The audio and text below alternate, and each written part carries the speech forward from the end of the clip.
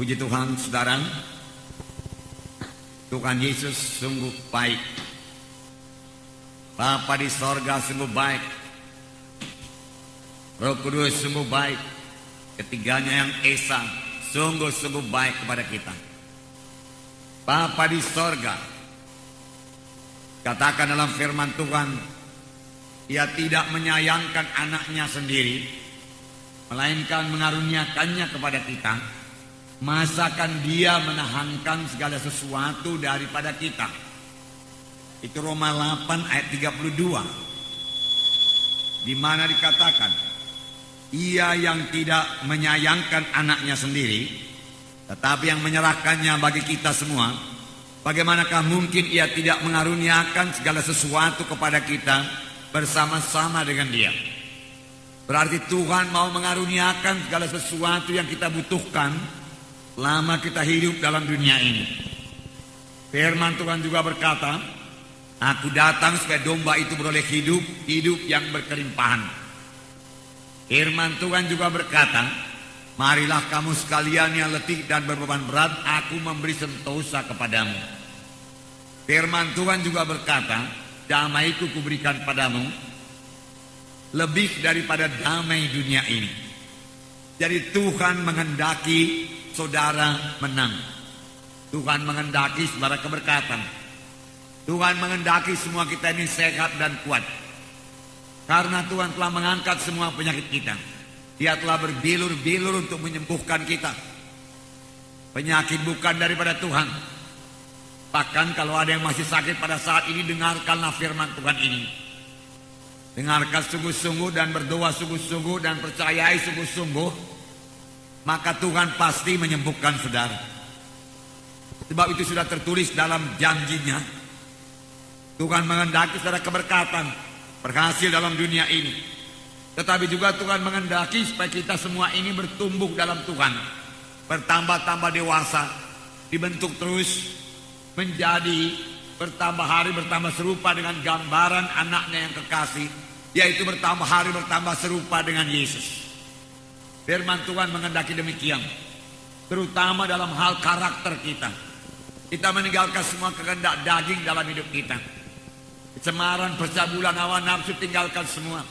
Penyembahan berhala, perseteruan tinggalkan semua. Mementingkan diri sendiri tinggalkan semua. Mulai mengasihi Tuhan, mengasihi jiwa-jiwa yang lain. Tuhan mau menjawab doa saudara. Tuhan mau menyatakan kuasanya dalam hidup saudara.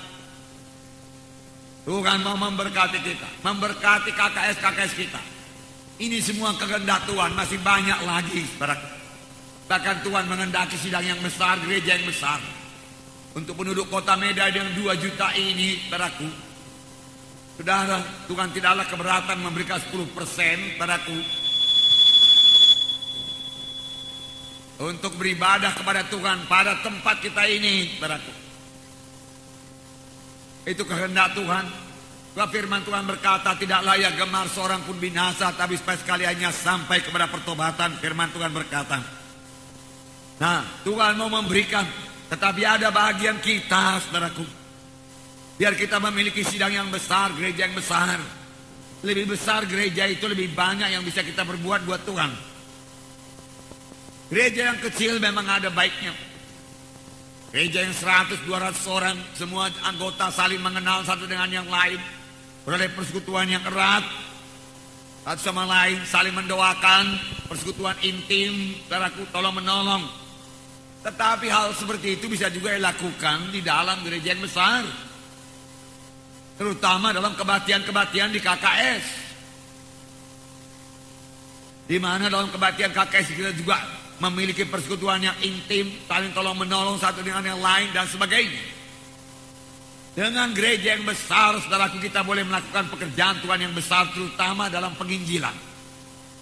Kita boleh mencapai jiwa-jiwa di luar sana yang begitu banyak terhilang. Yesus mengasihi mereka, dan Tuhan memakai sidangnya, memakai saudara, memakai saya untuk itu. Sidang yang kecil tentunya boleh menginjil juga, dan harus menginjil tentunya. Tetapi jangkauannya juga tentunya kecil. Oleh sebab itu mari kita miliki sidang yang besar. Mari miliki KKS yang berbelah. Jangan puas dengan KKS yang 10 orang, bahkan ada yang kurang daripada 10 orang. Mari bangunkan KKS kita. Ini bagi semua kita, bukan hanya bagi pemimpin-pemimpin KKS saja. Memiliki KKS 10, 15, 20, 25, 30, 40, kemudian belah menjadi 2 dan seterusnya. Supaya kita dapat menggenapkan amanat agung pada akhir zaman ini, saudara, pada akhir zaman ini. Tuhan mau memberkati, Tuhan mau menolong, Tuhan mau menyatakan kuasanya, Tuhan mau mendengarkan doa kita, menjawab doa kita, saudara. Tetapi untuk ini kita harus bersungguh-sungguh, kita harus berdoa sungguh-sungguh, kita harus melayani sungguh-sungguh, kita harus bersaksi sungguh-sungguh, kita harus menyembah Tuhan sungguh-sungguh, kita harus patuh sungguh-sungguh, semuanya sungguh-sungguh, sungguh-sungguh, sungguh-sungguh. Kerja keras sungguh-sungguh. Itu banyak topik firman Tuhan pada hari ini juga kesungguhan hati. Sungguh-sungguh, sungguh-sungguh. Yang perlu kita cek pada hari ini, seberapa besarkah kesungguhan hati kita? Seberapa besarkah kesungguhan hati kita untuk berdoa kepada Tuhan? Mohon kuasa Tuhan. Seberapa besarkah kesungguhan hati kita, kerinduan hati kita untuk sembuh daripada penyakit? Kalau kita sakit, seberapa besarkah kemauan kita untuk sembuh? Kesungguhan hati kita untuk sembuh. Seberapa besarkah itu? Seberapa kuatkah kemauan hati kita? Seberapa teguhkah kemauan hati kita itu? Saudaraku, sebab itu menunjukkan iman kita. Seberapa kuatkah kemauan kita untuk memiliki KKS yang berbelah? Seberapa kuatkah kemauan kita untuk mencapai jiwa-jiwa di luaran sana? Kalau kita bersungguh-sungguh dan bekerja dengan sungguh-sungguh, Tuhan pasti menyertai, memberkati dan memberikan keberhasilan. Seberapa kuatkah kesungguhan hati kita? Seberapa kuatkah kemauan kita? Seberapa kuatkah kerinduan kita untuk mengikut Tuhan, untuk mematuhi Tuhan, untuk melayani Tuhan? Itu yang menentukan berkat yang akan kita terima. Itu menentukan keberhasilan yang akan kita terima. Dimulai daripada kesungguhan hati, kesungguhan hati, kesungguhan hati. Tidak mau mundur walaupun ada halangan-halangan. Itu menunjukkan kesungguhan hati yang kuat, yang teguh, yang tidak bisa digoyangkan. Dan Tuhan melihat dari sorga. Dan Tuhan pasti menjawab kita. Amin, saudara. Jadi kesungguhan hati untuk maju. Kesungguhan hati menjadi orang rohani. Orang yang suci, yang meninggalkan semua perkara-perkara duniawi ini. Seberapa besarkah kesungguhan hati kita? Saya akan membacakan satu contoh dari Markus pasal 5 mengenai seorang perempuan yang sakit 12 tahun. Sudah sering kita baca ini, tetapi pada hari ini kita lihat dari kesungguhan hatinya, dari kemauannya untuk sembuh. Seberapa kuatkah kemauannya untuk sembuh? Dia tidak mau menyerah. Dia mengatasi sebuah halangan-halangan. Dia bertahan terus untuk hidup. Dia tidak menyerah kepada penyakit, tidak menyerah kepada kematian. Markus pasal 5 ayat 25 sampai 34. Markus pasal 5 ayat 25 sampai 34. Mari kita baca bersama-sama. Mari kita baca bersama-sama. Adalah di situ seorang perempuan yang sudah 12 tahun lamanya menderita pendarahan. Ia telah berulang-ulang diobati oleh berbagai tabib, sehingga telah dihabiskannya semua yang ada padanya. Namun sama sekali tidak ada faedahnya. Malah sebaliknya keadaannya makin memburuk. Dia sudah mendengar berita-berita tentang Yesus. Maka di tengah-tengah orang banyak itu ia mendekati Yesus dari belakang dan menjamah jubahnya. Sebab katanya, asal ku jamah saja jubahnya aku akan sembuh.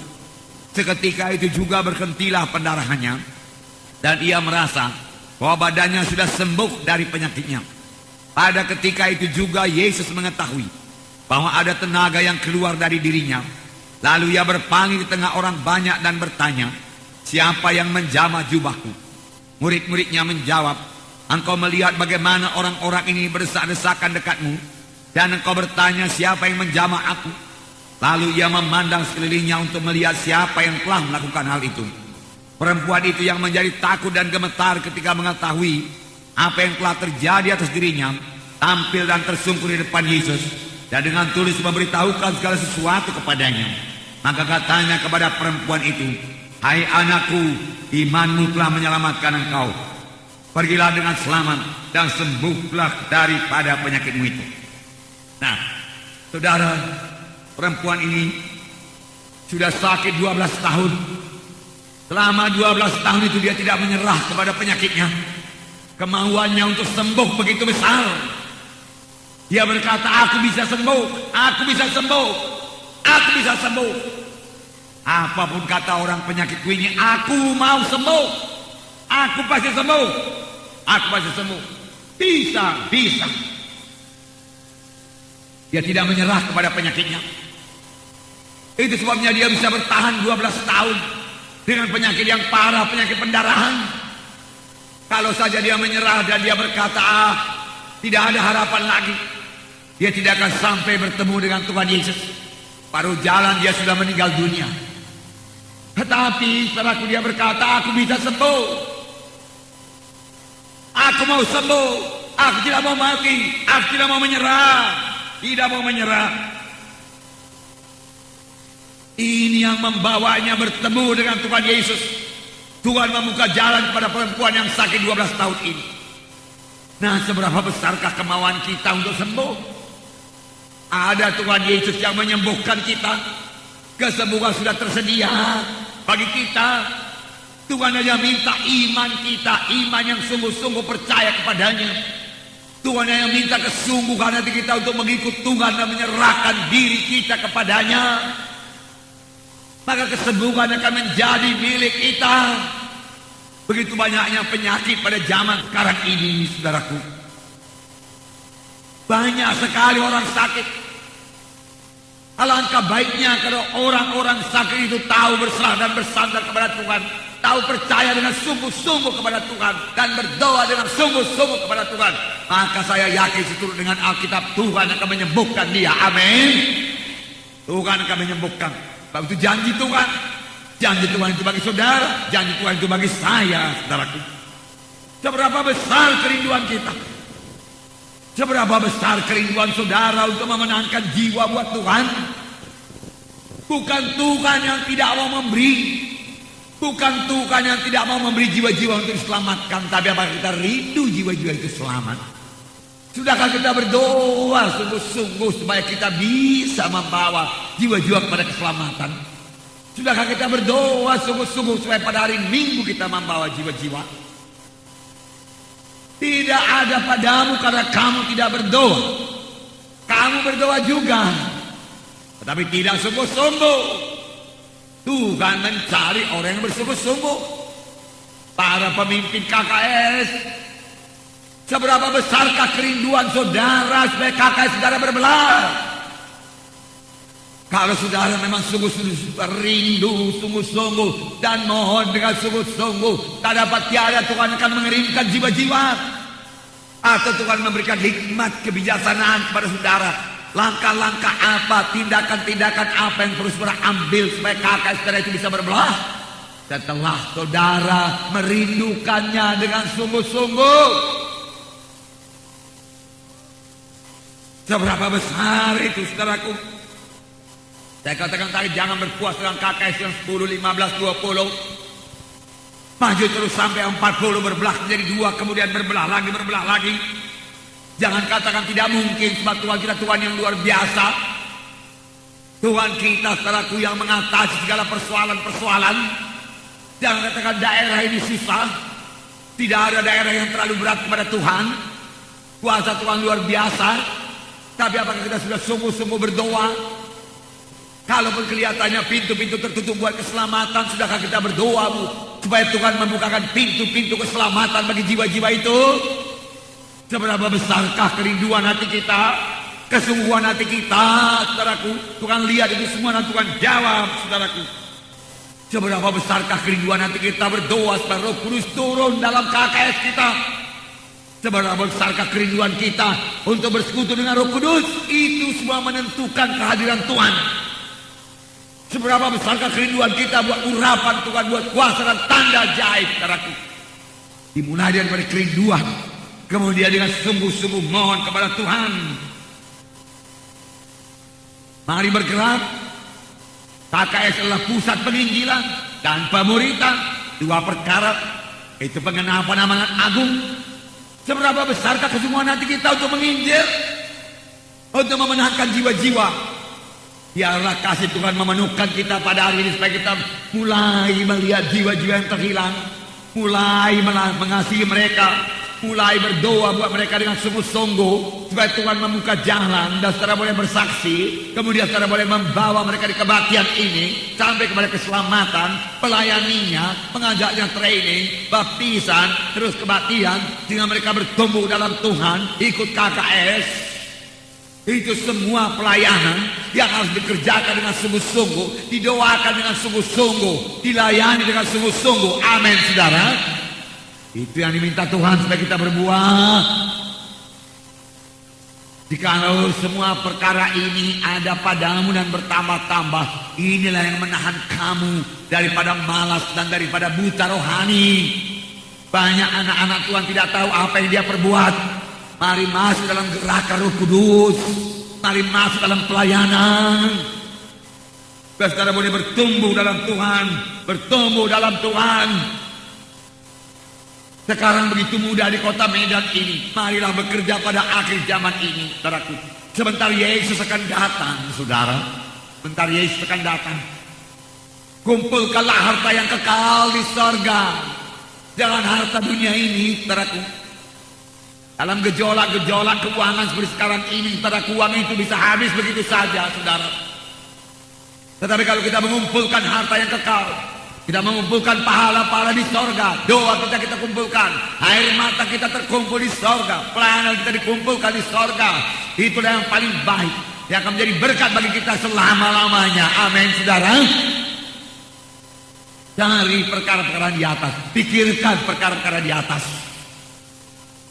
Yesus akan datang. Dunia ini tidak akan bertambah baik, saudaraku.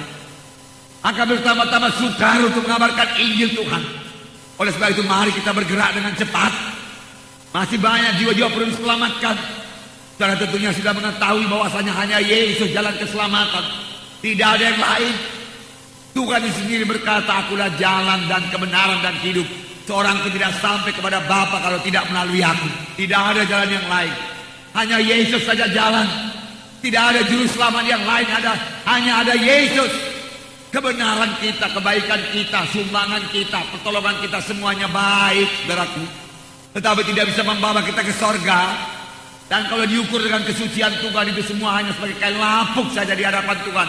Yesaya 64 mengatakan, saudara, dengan anugerah itu kami selamatkan oleh sebab iman. Itu bukan hasil pekerjaanmu, tapi itu karunia Allah. Jangan seorang memegahkan dirinya. Mari bawa jiwa-jiwa sebanyak-banyaknya. Mari berdoa dengan sungguh-sungguh. Jangan biasa-biasa saja. Kalau biasa-biasa saja belum berhasil, lakukan yang luar biasa. Amin. Kalau doa 1 jam belum berhasil, berdoa 2 jam, saudaraku. Itu namanya, saudaraku, bersungguh-sungguh, bersungguh-sungguh. Pada permulaan sidang ini kami melayani dengan satu tekad, dengan kebulatan hati. Sidang ini mesti hidup, mesti bertumbuh, tidak mau menyerah apapun halangan. Walaupun ada saatnya kami dipanggil polisi, dipanggil pengadilan dan lain sebagainya, kami maju terus. Pelayanan waktu itu tidak seperti di kota, mudah.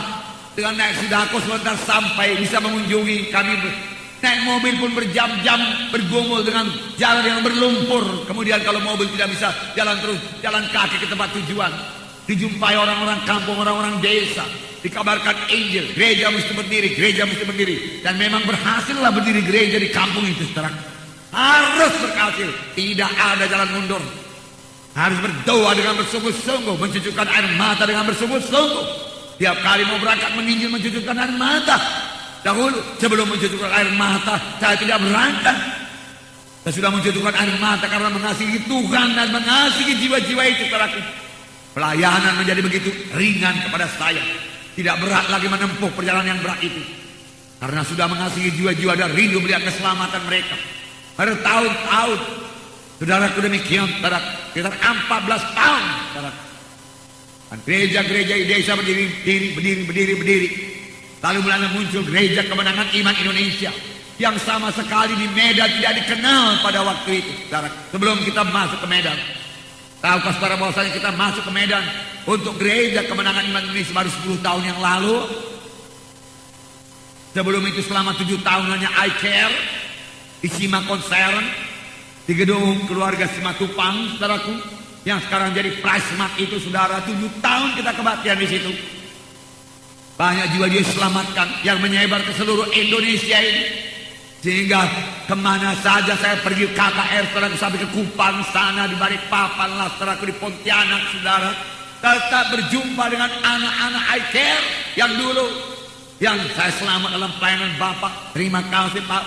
Saya sekarang di gereja ini, oke, maju terus, saya katakan layani terus.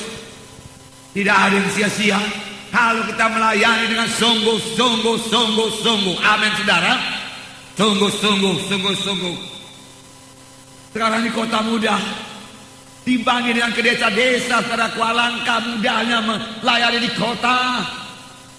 Semua pengangkutan cukup, saudaraku. Bahkan kalau saudara lapar sebentar bisa, saudaraku, makan di luar. Kalau ke desa mau makan apa, saudaraku? Kami pernah sekali pulang dari desa, malam gak bisa pulang, jadi kami menginap, saudara. Tadi pagi, saudaraku, yang punya rumah juga cukup miskin, dia sendiri pun tidak makan, saudara. Jadi kami pun pulang tanpa makan pagi-pagi, berjalan kira-kira 2 jam untuk mencapai mobil. Jadi apakah yang kami makan, saudara? Ada tebunya. Beberapa rumput di luar, saudara, masing-masing kami ambil 1 batang, saudara.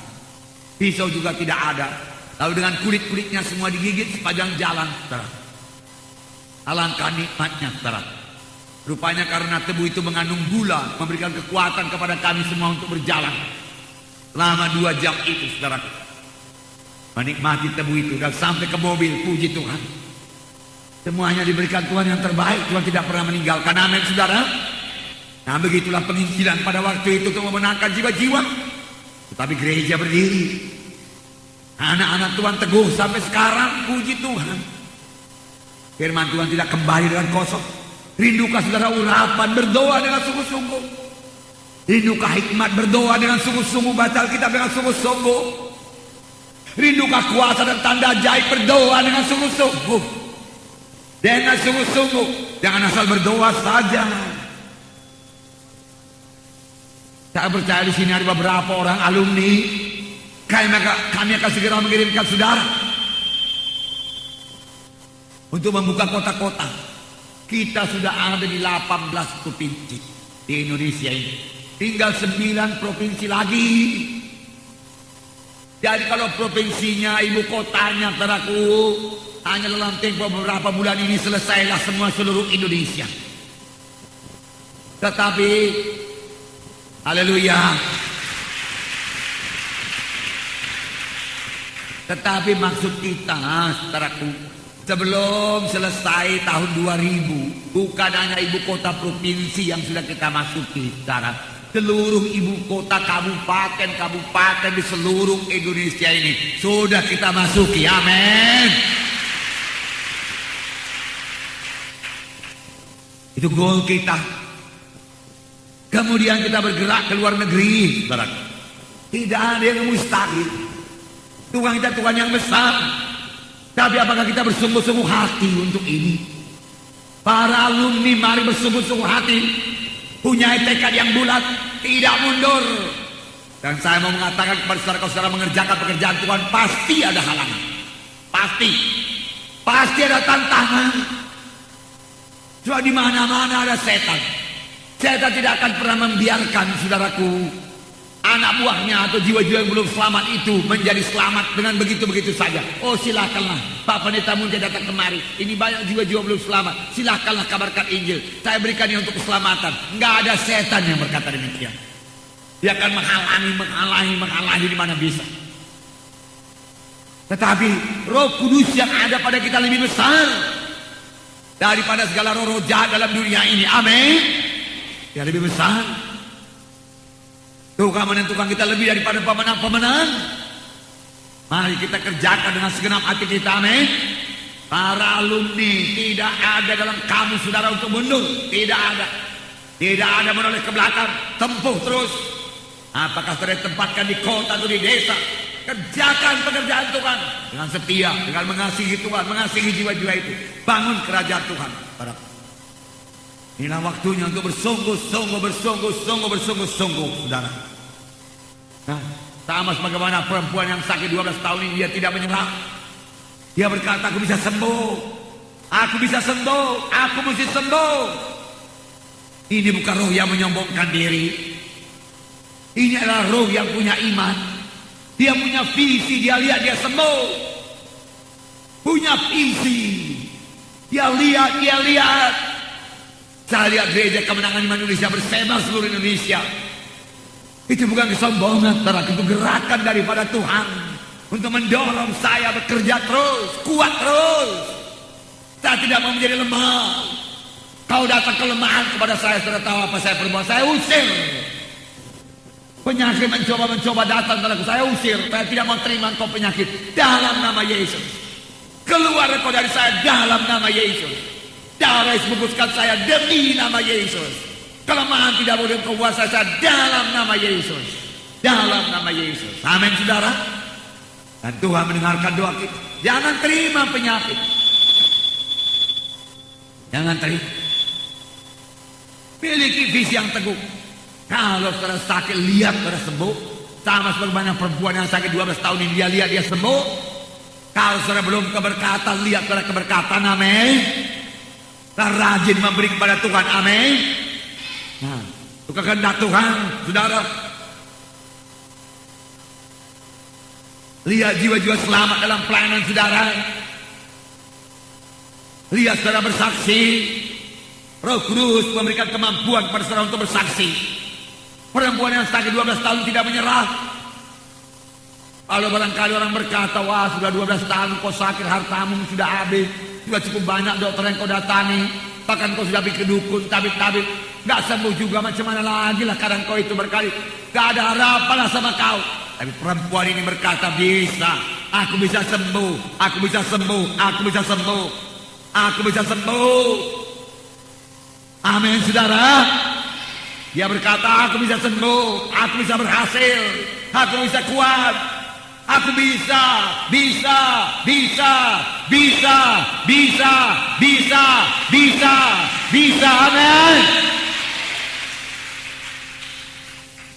Itu akan mengubahkan hidup saudara.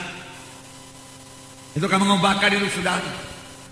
Apakah persoalan saudara, persoalan keluarga, anak-anak yang nakal, bisa diubahkan Tuhan, amin. Bisa. Firman Tuhan berkuasa, beri kepada dia firman Tuhan, taburkan firman Tuhan, firman Tuhan tidak kembali dan kosong, membentuk dia. Bisa. Tapi seberapa teguhkah kemauan saudara?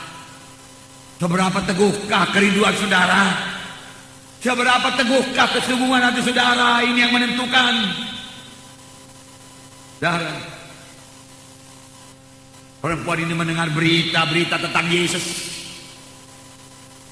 Tuhan membuka jalan, orang bersaksi kepadanya. Dia mendengar berita-berita tentang Yesus. Ini yang dibutuhkan dunia pada saat ini. Berbagai ragam berita sekarang dalam dunia ini. Berita bohong, berita gosip, berita fitnah, segala macam. Hanya satu berita yang membawa kepada keselamatan. Sayangnya sangat jarang diucapkan. Setan masih menutup mulut kita untuk jangan bicara tentang Yesus. Setan tidak keberatan kita bicara tentang apa saja, jangan bicara tentang Yesus. Berita-berita tentang Yesus. Sidang pertama memenuhi dunia ini dengan berita-berita tentang Yesus. Sidang zaman akhir jangan bungkam. Jangan bisu. Oh, saudara berkata saya tidak bisu. Saya tahu saudara tidak bisu. Saudara pandai cerita. Tapi bukan cerita tentang Yesus. Cerita apa? Cerita politik? Bisa. Ya, cerita yang lain bisa. Cerita Clinton pun bisa. Semua bisa. Hanya satu yang gak bisa, cerita Yesus. Bukankah itu lumpuh, saudaraku? Bukankah itu bisu rohani? Mari atasi kebisuan itu dengan penuh dengan Roh Kudus dan keberanian daripada Tuhan. Penuhkan rumah tangga kita dengan berita tentang Tuhan Yesus, dengan firman Tuhan. Penuhkan famili-famili kita, apalagi sudah mulai hari Natal, saudaraku. Selamat hari Natal. Sempatan mengunjungi mereka, mengabarkan Injil Tuhan yang berkuasa. Bawa traktat, saudaraku. Kabarkan Injil, bawa mereka keselamatan. Doakan mereka. Ajak mereka, tanya mereka. Kalau di kampung itu belum ada GKI, mau kamu di sini ada GKI, kami akan datang, bawa Injil kemari. Beri laporan kepada kami. Amin, saudara. Kampung demi kampung mendengarkan Injil Tuhan. Tidak lama lagi Yesus datang. Supaya dia mendengar berita tentang Tuhan Yesus. Ini cerita yang kita baca Markus pasal 5. Markus pasal 1 apakah itu? Markus pasal 1 kesembuhan seorang, banyak orang disembuhkan. Markus pasal 1 ya, kesembuhan seorang yang sakit kusta. Markus pasal 1 ayat 40. Ayat 32 mulai saya baca dulu. Ayat 32, menjelang malam sudah matahari terbenam, dibawalah kepada Yesus semua orang yang menderita sakit dan kerasukan setan. Maka berkerumunlah seluruh penduduk kota di depan pintu. Ia menyembuhkan banyak orang yang menderita bermacam-macam penyakit dan mengusir banyak setan. Ia tidak memperbolehkan setan-setan itu berbicara, sebab mereka mengenal dia. Sini dikatakan, dibawalah kepada Yesus semua orang yang menderita sakit dan kerasukan setan. Maka berkerumunlah seluruh penduduk kota di depan pintu. Dan Tuhan menyembuhkan mereka semuanya. Untuk itulah Yesus datang. Yesus datang menyembuhkan saudara. Yesus datang menyembuhkan saudara.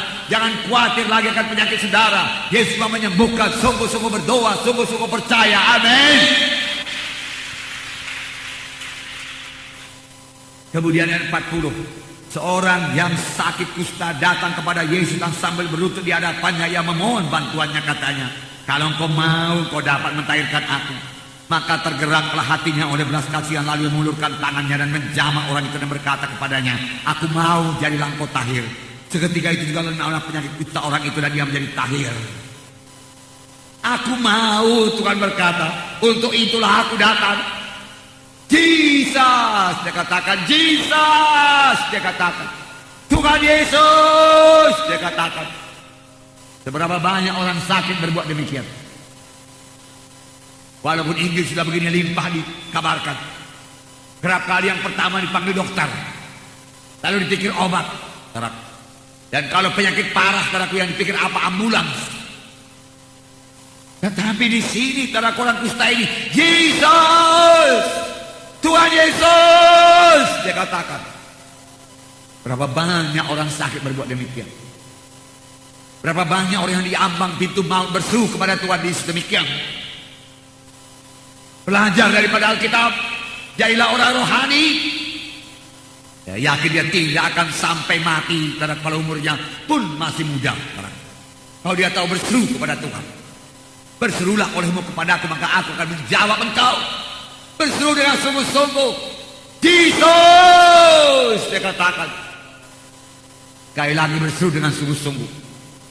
Jangan sungkan-sungkan menyeru nama Yesus. Jangan berat mulut kita berseru nama Yesus. Berseru. Berseru. Bebaskan hati saudara, bebaskan iman saudara, bebaskan suara saudara. Yesus, tolong saya. Yesus berhenti. Dan hati Yesus tergerak oleh belas kasihan. Hati Yesus tergerak oleh belas kasihan. Mengulurkan tangan kepada orang Yahudi tidak boleh. Sentuhan pun saudaraku dengan orang sakit kusta tidak boleh. Najis, najis. Tapi Yesus mengulurkan tangannya. Aku mau jadilah engkau tahir. Ketika juga sembuhlah penyakit. Dalam ayat yang lain mengenai Bartimeus, berseru kepada Tuhan, Jesus anak Daud, tolong aku. Dan orang melarang dia, diam, jangan ribut. Makin kuat Bartimeus berseru, Jesus anak Daud, tolong saya. Jesus, tolong saya. Yesus berhenti. Panggil dia kepada. Apa diperbuat Bartimeus? Bartimeus membuangkan jubahnya. supaya lebih cepat jumpa dengan Yesus. Ini kesungguhan hati. Sungguh-sungguh berseru, sungguh-sungguh berdoa, membuang semua halangan-halangan. Apa yang kau mau supaya kuberikan kepadamu? Itu pertanyaan Tuhan Yesus. Tuhan, supaya aku dapat melihat. Kalau Tuhan Yesus bertanya kepada kita pada pagi hari ini, apa yang kau mau supaya kuberikan kepadamu? Adakah kerinduan hati kita yang sudah lama berada dalam hati kita? Adakah permohonan kita? Atau kita sudah berpuas begini-begini saja, biasa-biasa saja? Adakah permohonan kita? Itu sebabnya berkat Tuhan tidak turun, karena memang kerinduan kita pun biasa-biasa saja. Mengapa Bartimeus, saudaraku, tahu menjawab? Karena sudah lama dia doakan, lama dia rindukan. Banyaknya orang buta pada waktu itu, nggak semua disembuhkan. Nah, saudara yang kasih dalam nama Yesus punya kerinduan. Demikian juga untuk keselamatan. Sebenarnya banyak orang mau datang ke gereja kita ini, tapi kita tegas. Kalau mau datang bertobat, tinggalkan kegelapan. Tidak ada kompromi.